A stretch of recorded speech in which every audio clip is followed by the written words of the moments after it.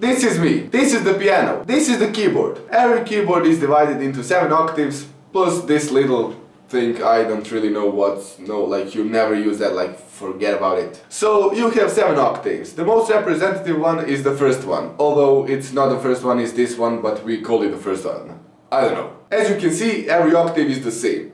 In every octave you have 7 white keys and 5 black keys. 7 white keys are C, D, E, F, G, A, B. And 5 black keys are C sharp or D flat, D sharp or E flat, F sharp or G flat, G sharp or A flat, and A sharp or B flat. So now that you know how to piano 101, you can expect results like these.